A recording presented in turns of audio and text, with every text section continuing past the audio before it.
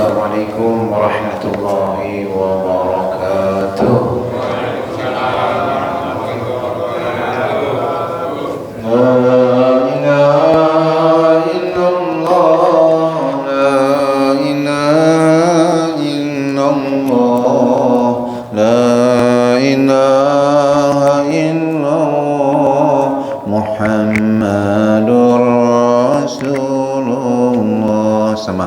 La ilaha illallah, la ilaha illallah, la ilaha illallah, Muhammadur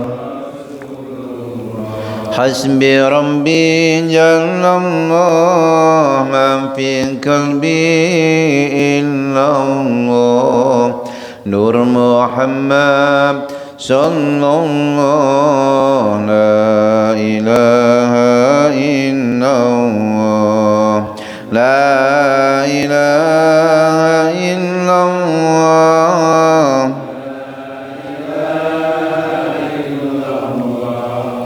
la ilaha illallah, Muhammadur Rasulullah. Alhamdulillah Rabbil Alamin, nahmaduhu wa nasta'inuhu wa nastaghfiruh wa na'udzu billahi min shururi anfusina min sayyiati a'malina, may yahdihillahu fala mudhillalah wa may yudlil fala hadiyalah. Asyhadu an la ilaha illallah wahdahu la syarikalah wa asyhadu anna Muhammadan abduhu wa rasuluh la nabiyya ba'dah. Allahumma salli wa sallim wa barik ala sayyidina Muhammad wa ala alihi wa ashabihi ajma'in, amma ba'du. Hadratil mukarramin, para alim ulama, para asatid, para hujat, pengurus TKM, pengurus yayasan Masjid Al-Hikmah, Bapak Ibu jamaah salat maghrib majelis ilmu yang mulia dan dimuliakan Allah Subhanahu wa taala.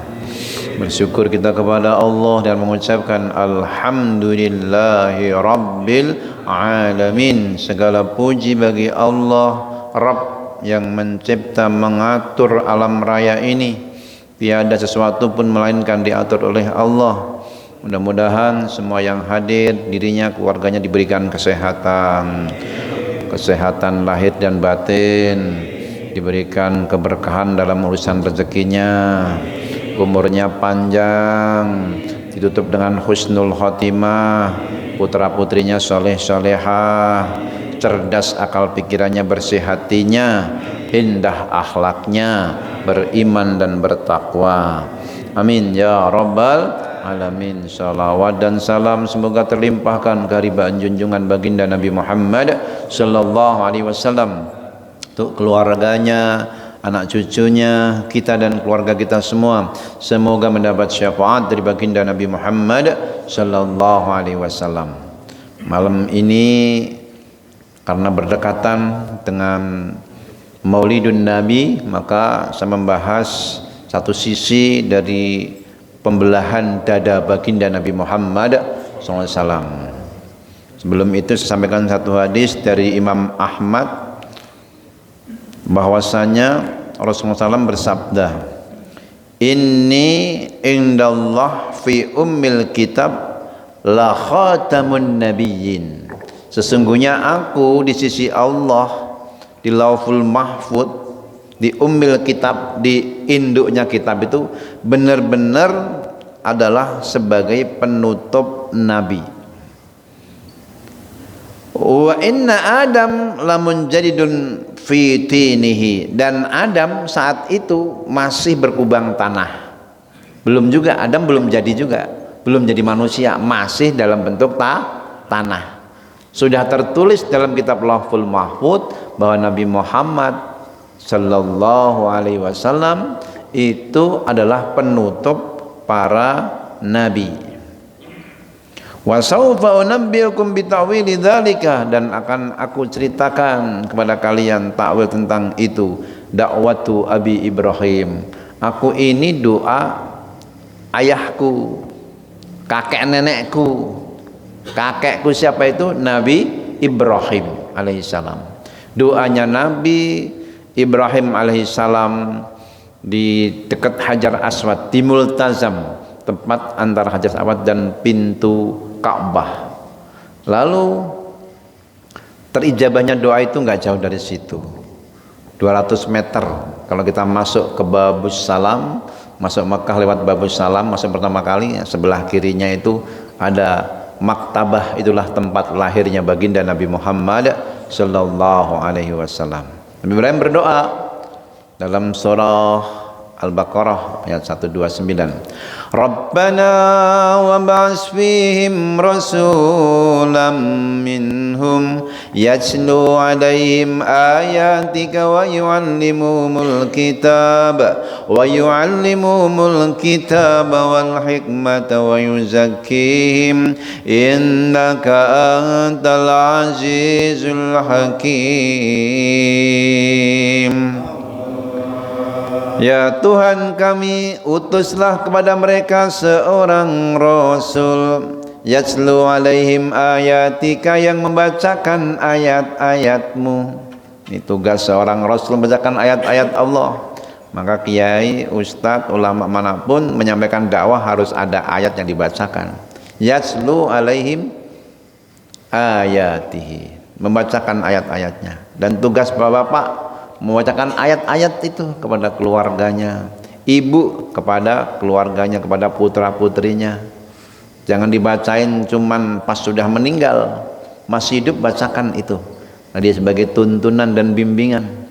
Jelang tidur kita bacakan. Kalau masih kecil-kecil gini ya bacain Al-Falaq, An-Nas. Kalau udah agak tua-tua gini bacanya Yasin. Masih hidup bacain Yasin.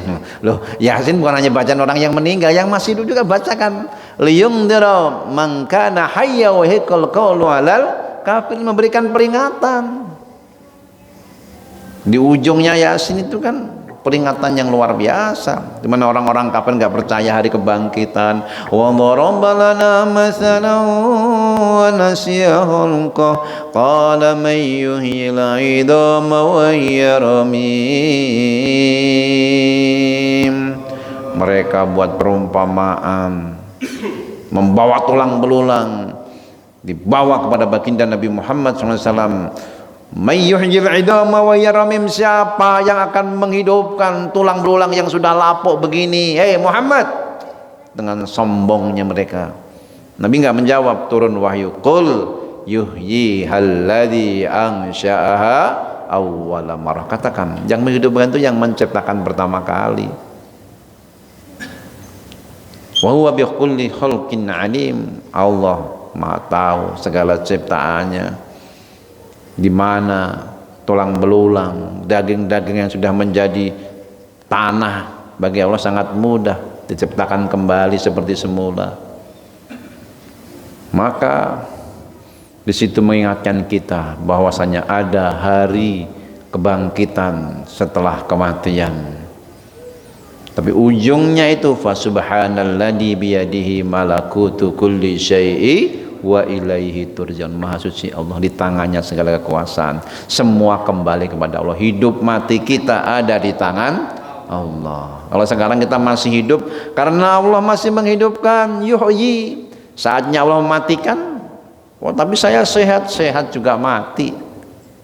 Ada nggak yang sehat mati? Banyak. Saya masih muda juga mati. Yang muda mati ada? Padahal banyak yang tua-tua belum mati-mati nih. Kelewatan, bukan belum jatahnya mati gitu. Allah belum mematikan, kita masih diberikan kesempatan. Alhamdulillah, itu nikmat yang luar biasa. Ada kesempatan taubat. Kalau di sisa umur 60 ke sana digunakan kebaikan, tandanya husnul khatimah. Mudah-mudahan semua yang ada termasuk hamba-hamba Allah yang husnul khatimah.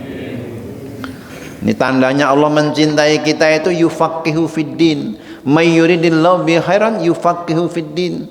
Siapa yang Allah kehendaki dia mendapatkan kebaikan, diberikan kepahaman dalam agama. Bukan diberikan banyak ibadahnya, belum tentu. Paham agamanya. Ibadah yang diilmui. Baca Quran yang diilmui, salat yang diilmui.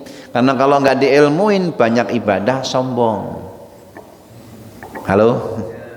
Tapi kalau diilmui, ibadah ini saya bisa ibadah juga karena Allah, karena diberikan kemudahan oleh Allah, dikasih kekuatan sama Allah. La haula wala quwata illa billah. Sampai kita sujud pun Allah yang memberikan kekuatan. Bersyukurlah Allah takdirkan kita sebagai hambanya yang mau bersujud, karena ada dikasih nikmat 400 tahun dia menjadi penguasa seperti Namrud, tapi ujungnya kesombongan. Apakah ada Tuhan selain aku? Bukan menantang Tuhan, tapi dia merasa Tuhan satu-satunya. Tapi akhirnya matinya pun digigit nyamuk kepala nyamuknya. Nah, masuk ke lubang hidungnya, ke otaknya, pusing dia. Wah, dijedotin kepalanya sama tembok, masih pusing. Godok rujak polo apa nih, palu yang besar. Mati. Gara-gara nyamuk, ngaku Tuhan kalah sama nyamuk. Innallaha la yastahi yadriba masalam ma ba'udatan fama fawqaha. Allah enggak malu buat perumpamaan nyamuk. Ba'udah itu nyamuk betina, bahkan yang lebih rendah daripada itu. Nah, kita nggak dapat kekuasaan, tapi diberikan nikmat sujud, itu lebih utama daripada kekuasaan. Nikmatnya ngaji, sholat lebih utama daripada harta pangkat dan jabatan. Karena harta pangkat jabatan ditinggalin, sujud ngaji sholat ini dibawa menghadap Allah Subhanahu wa ta'ala. Imanlah nikmat yang terbesar. Diutusnya Nabi Muhammad itu nikmat terbesar buat umat ini. Laqad mannallahu 'alal mu'minina id ba'atsa fihim rasulan min anfusihim. Sungguh Allah telah berikan nikmat yang besar ketika Allah utus kepada umat ini seorang rasul min anfusihim, dari jenis mereka, bukan dari kalangan malaikat, bukan dari kalangan jin, tapi dari kalangan manusia, yang itu menjadi manusia yang teragung, sayyidul anbiya'i wal mursalin, pemimpin para nabi dan rasul. Itu akan kita rasakan nanti pas hari kiamat. Semua nabi mengatakan nafsi, nafsi, diriku, diriku, diriku. Umat yang lain, apalagi umatnya, nabinya begitu, 124.000 nabi, 313 rasul, semua nafsi, nafsi, diriku, diriku. Carilah kalian orang yang bisa memberikan syafaat. Datang kepada Nabi Nuh alaihissalam, ma'ana bisahibi dalika. Datang kepada Nabi Adam alaihissalam, ma'ana bisahibi dalika. Datang kepada Nabi Ibrahim Khalilullah, ma'ana bisahibi dalika, bukan aku yang bisa memberikan syafaat. Datang kepada Nabi Musa kalimullah, Nabi Isa ruhullah, semua mengatakan ma'ana bisahibi dalika. Datanglah kepada Sayyidul Anbiya wal Mursalin, dialah Nabi Muhammad sallallahu alaihi wasallam. Kunci surga diserahkan kepadanya. Nabi Muhammad bersujud memuji kepada Allah dengan pujian yang terindah, panjang pujiannya, indah pujiannya, dibacakan oleh Imam Muslim. Aku tidak bisa menyampaikan saat ini, nanti di hari kiamat nanti. Irfa' ra'sak is'al tuqbal isfa'tu syafa', angkat kepalamu hai Muhammad, mintalah kamu akan diberi, berikan syafaat kamu akan diberikan izin memberi syafaat. Nabi tidak menyebut wahai Abul Bashar Adam sini, wahai Nuh, wahai Ibrahim Khalilullah, Musa Kalimullah, Isa Ruhullah, enggak. Nabi sebut ummati ya Rabbi salim ummati, ya Rabbi salim ummati. Bayangin, nabi-nabi yang lain ngantri, tapi Nabi Muhammad manggil umatnya. Kira-kira seneng nggak jadi umat Nabi Muhammad? Makanya salawatlah untuknya, bersalawatlah untuknya, sallu alaihi wa sallimu taslima. Sallallahu ala Muhammad, sallallahu alaihi wasallam, sallallahu ala Muhammad, sallallahu alaihi wasallam. Ya Nabi salam Ya Rasul salam, Ya Habib salam alaika, salawatullah.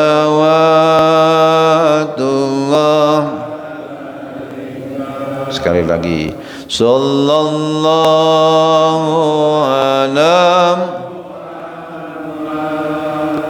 sallallahu alaihi wasallam,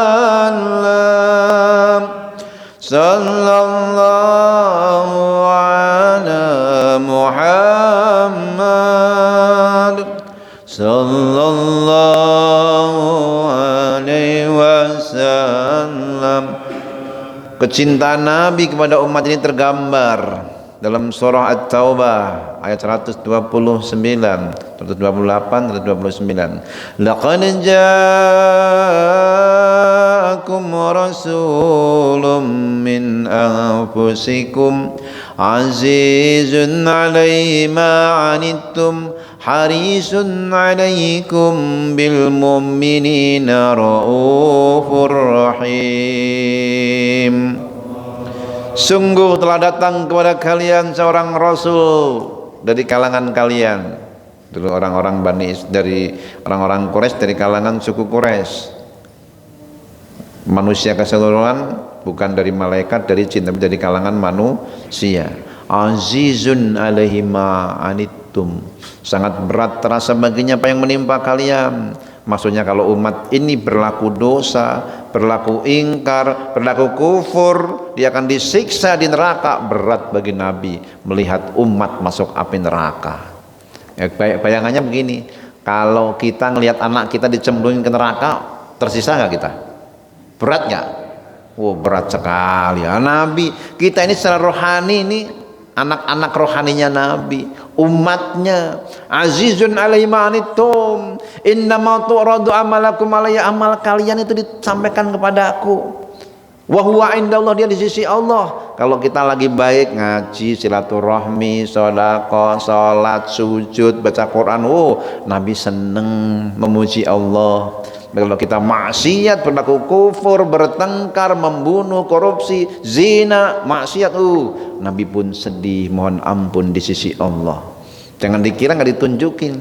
Amal kita ditunjukkan. Innama tu'radu a'malakum alayya, amal kalian disampaikan kepada aku. Maka malam ini amal kita disampaikan sama Kanjeng Nabi. Seneng nggak kita lagi ngasih? Wah, senangnya kayak apa? Nabi dapat berita itu sampai kepada Rasulullah. Bukan hanya salawat yang disampaikan, amal-amal soleh, amal-amal salah juga disampaikan. Wa huwa indallah azizun alaihi ma anittum harisun alaikum, sangat ingin atas kalian untuk al khairat fid dunya wal akhirah, mendapatkan kebaikan dunia dan akhirat. Nabi itu maunya kita itu senang di dunia dan di akhirat. Perumpamaan Nabi dengan umatnya di sesuatu kaum, seorang kaum diajak pemimpinnya di padang Sahara yang gersang, diajak ke tempat yang hijau, yang banyak makanannya, banyak buah-buahannya, banyak airnya. Maka kaum itu pun mau. Lalu diajak ke tempat yang lebih indah lagi, tapi sebagian mau, sebagian nggak mau. Setelah dapat kehijauan yang ini, padahal di sana ada lebih baik lagi, ada yang mau, ada yang nggak mau. Setelah dibikin senang, dikasih senang di dunia ini, dikasih kesenangan nanti di akhirat nanti. Tapi sebagian menolak. Nggak semuanya mau ikut ngaji, nggak semuanya mau tahajud, nggak semuanya mau jamaah. Betul atau betul? Nah, nggak semuanya mau. Dan alhamdulillah Allah takdirkan kita termasuk yang mau. Amin ya rabbal alamin. Ya Allah, utus kepada mereka seorang Rasul. Tadi disebutkan azizun alaihi ma anittum harisun alaikum bil mu'minina raufur rahim. Terhadap orang beriman sangat belas kasihan, sangat penuh dengan kasih sayang. Maka Nabi itu disakitin, didolimin, dilemparin batu, kotoran, bahkan ketika sujud bukan hanya kotoran kambing, kotoran unta, bukan kotorannya, bukan jeroannya itu. Nabi sujud sampai ngangkat kepalanya susah, keberatan, ditimpukin. Dan Nabi nggak berhenti mendakwakan Islam. dilemparin batu kotoran, kepalanya terluka, kaki berdarah, terjerembab dalam lubang di perang Uhud. Ibnu Qum'ah itu yang bikin lubang biar Nabi jatuh, bener Nabi jatuh di situ. Sampai baju besinya ini keberatan, mau naik nggak bisa, kan pakai 2 lapis Rasulullah. Lalu di sini karena udah jatuh ditimpuk dengan batu, retak ini baju besinya bagian sini nih. Nah, sini yang dirantai ini ada rantai-rantainya bagian wajah. Kena pedang, ini menusuk ke sini. Yang kiri juga nusuk ke sini rantainya. Geraham kanan, geraham kiri, gigi seri kena panah. Diserang habis-habisan, bahkan diisukan Rasulullah sudah wafat. Umar bilang, "Ya Rasulullah, kalau engkau mau doain mereka semua binasa selesai." Kata Nabi, "Innama bu'istu rahmatan wala la'anan." Aku diutus ini pembawa rahmat, bukan pembawa laknat. Ya Umar, lah jangan. Allahumma ufir lahum warhamhum wahdihim fa innahum la ya'lamun. Ampuni mereka ya Allah, rahmati mereka, berikan hidayah pada mereka, sesungguhnya mereka tidak tahu. Itu diulang-ulang di perang Uhud, di waktu di Taif, di suku Quraisy. Bahkan ditawarin, "Lau syi'ta la rafa'tul ahsabain." Kalau engkau mau biarlah aku binasakan mereka. La ya Jibril, jangan. Arju ayyuhrijallah min aslabihim may ya'budullah wa la yusyriku bihi syai'an. Aku masih berharap ada anak cucunya nanti yang menyembah Allah. Kenapa sedahsyat itu sih Nabi Muhammad? Kalau nabi yang lain kan akhirnya doain binasakan selesai. Nabi Nuh dengan banjir bahnya, Nabi Lut dengan hujan batu yang membara, jadi batu bara, bukan batu bara yang mati, membara itu. Kaum Homo, kaum Sodom lu. Nabi Soleh, padamdam alaihim rabbum bidambihim fasawa, kasih gempa. Jadi Nabi Soleh mendoakan kebinasaan tuh. Nah, Nabi Nuh juga begitu. Tapi Nabi Muhammad jangan. Kok bisa begitu sih? Nah, ini resepnya ini adalah dalam surah Alam Nasrah atau As-Sarah. Alam Nasrah laka sadrak. Bukankah kami telah melapangkan dadamu selapang-lapangnya? Di lapang dada ini masalah jadi enggak dianggap masalah. Bukan menyelesaikan masalah tanpa masalah gitu. Ini masalah dianggap enggak ada masalah. Disakitin nggak dianggap. Bahkan ketika ada orang Yahudi nyantet Nabi, panas dingin Nabi, meriang, Jibril datang nih, dekat pohon kurma ini, di sumur ini, di bawah batu ada tuh yang dikasih buhul-buhul, sisir kasih buhul-buhul, ada 11 ikatan. Maka turun Al-Falaq An-Nas, kalau dibaca satu ayat lepas ikatannya, ayat 2 lepas ikatan 2, 11 ayat itu Al-Falaq An-Nas lepas semuanya. Jibril bilang sudah selesai, Nabi sembuh, udah hilang ini panas dinginnya, meriangnya. Ini mau dibalikin nggak ini sisir ini? Tadi panasnya tadi dibalikin nggak sama yang nyakitin? Mau dibalikin nggak? Kalau kita dibalikin nggak? Oh balikin, kalau perlu 2 kali lipat gitu.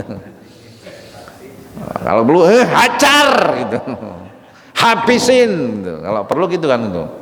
Nabi Muhammad saya udah sehat, udah nggak perlulah, sudah cukup, biarkan. Nabi nggak mau balas dendam, nggak mau dengki, nggak ada iri, nggak ada dengki, nggak ada dendam. Kenapa? Alam nasrah laka sadra. Beda dengan Nabi Musa.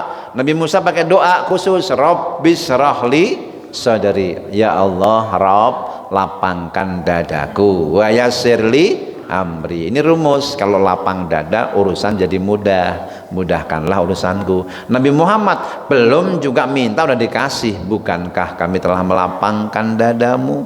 Nih, ini langsung diberi. Alam nasrah laka ya asrafar rasul, bukankah kami lapangkan dadamu, qalbaka, hatimu wahai Rasul, lil Islam, untuk mengemban dakwah Islam. Jadi ini alam wasi' qalbaka lin nubuwah, bukankah kami telah lapangkan kolbumu untuk mengemban nubuwah, nubuah itu berat, disakitin, didolimin, dilemparin, diusir-usir, mau dibunuh. Itu kalau kita mungkin udah ngambek, wis nggak usah dah gitu. Ditawarin pangkat, jabatan, wanita. Kalau mau wanita yang tercantik kami kasih, jabatan kamu jadi raja di Mekah. Tapi Nabi Muhammad nggak hiraukan, harta kami kasih harta sebanyak-banyaknya asal kamu tinggalkan Islam. Tidak. Law wada'u samsa fi yamini wal qamara fi yasari, kalau mereka berikan matahari tangan kananku, rembulan tangan kiriku, lan adruka hadhihi dakwah, sekali-kali nggak akan aku tinggalkan dakwah ini. Bagaimana cara Allah melapangkan dada Nabi mengemban dakwah risalah tadi? Nah, riwayatnya adalah Rasulullah SAW ruya anna Jibril alaihissalam atahu, datang padanya, wa huwa inda murdiatihi Halimah, dia lagi diasuh Halimah, kan kecilnya Nabi diasuh Halimah Sa'diyah. Kapan? Wa huwa ibnu arba'asinin, dia itu umurnya 4 tahun, lagi bermain-main gitu, lari-larian 4 tahun. Nah, anak ini berapa tahun ini? 5. Nah, masih kecil lagi main-main gitu, tiba-tiba dibawa ke balik batu, ada dua orang berbaju putih. Nah, itu malaikat, dibelah dadanya. Ada yang ngintip, wah itu dibelah dada Muhammad. Maka teriak-teriak, dia panggil Halimah. Halimah mendekat, ternyata Nabi Muhammad sudah ditinggalkan sama malaikat itu, sudah pulih, langsung diusap. Ngapain sih dibelah itu? Fasaqqa sadrahu, dibelah dadanya, ahraja qalbahu, dikeluarkan jantungnya, hatinya, ghasalahu wa naqahu, dicuci, dibersihkan, summa mala'a ilman wa imanan, lalu hati ini dipenuhi ilmu dan iman. Ini rumus lapang dada itu karena punya ilmu dan iman. Makanya kalau pengen lapang dada, sering datang ke majelis ilmu. Ini mudah-mudahan dikasih lapang dada semua. Lapang dada itu yang masalah jadi nggak masalah tadi itu. Kenapa? Lapang dadanya. Pulang ke rumah pada berantakan, jadi rapiin sendiri, nyapu sendiri. Istrinya nggak bikin kopi, ngopi sendiri. Iya kan gitu. Dan Nabi pulang capek-capek malam-malam atau siang-siang gitu. Wow, capek-capek lelah-lelah habis dakwah itu. Kok ada pakaian direndam belum dicuci, Nabi cuci. Kerjain aja, dia jemur sendiri, beliau cuci sendiri. Aisyah yang bangun-bangun udah dicuci, dijemur, murung, ya Rasulullah, kenapa engkau yang mencuci? Emang kenapa? Nah, kalau ini juga engkau yang mengerjakan, mana pahalanya buat aku di hari kiamat nanti? Aisyah murung, sedih. Kata Nabi, ya sudah, aku yang nyuci, pahalanya buat kamu.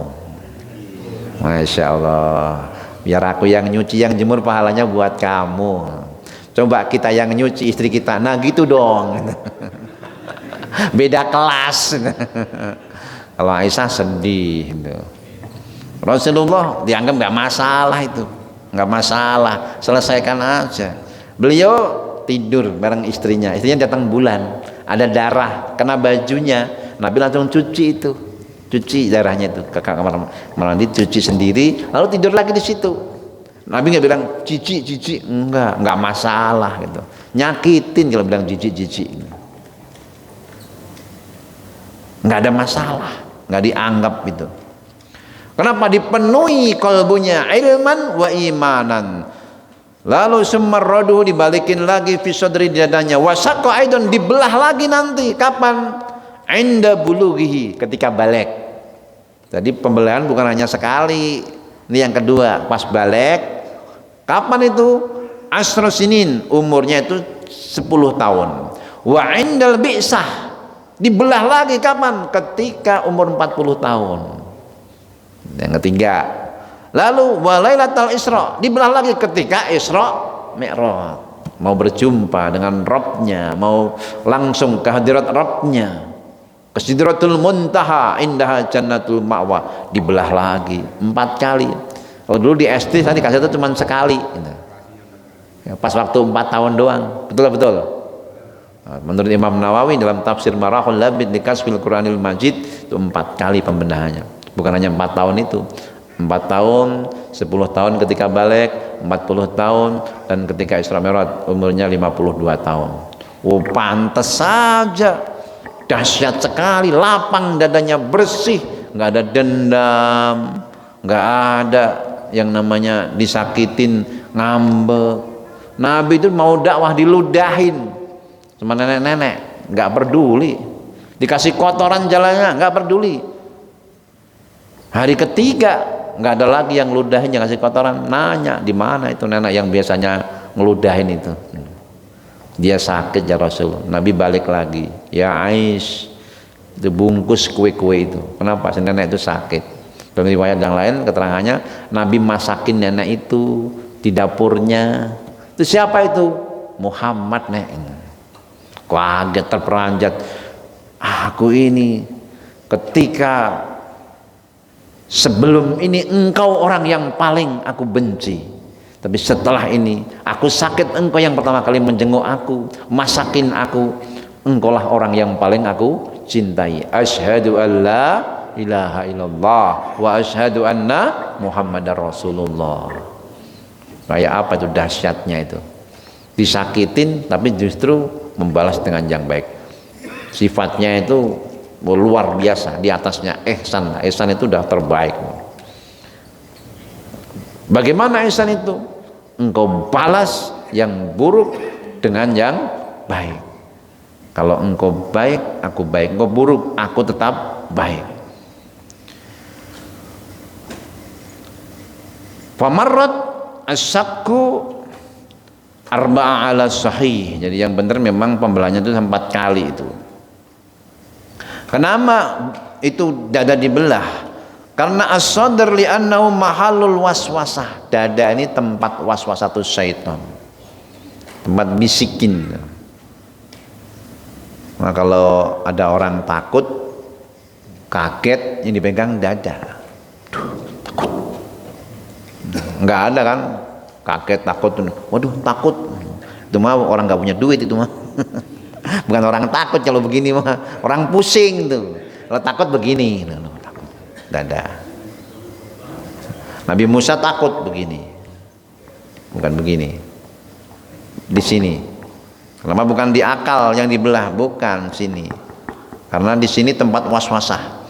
Syaitan itu berusaha untuk mengganggu, menggoda, waswasanya lewat sini nih. Al-qalbu mahallul aql wal ma'rifah. Qalbu ini tempatnya akal dan ma'rifat. Maka lahum qulubun la yafqahuna biha. Mereka punya hati tapi enggak gunakan untuk memahami. Bukan dengan akal, dengan qalbu. Wa huwa alladhi yaqsudu syaitan, yang dituju syaitan. Syaitan tidak bertakhta dalam qalbu insan. Minta izin kepada Rabbnya, iblis. Enggak diizinkan. Cukup kamu yajri majridam, ngalir di darah-darah.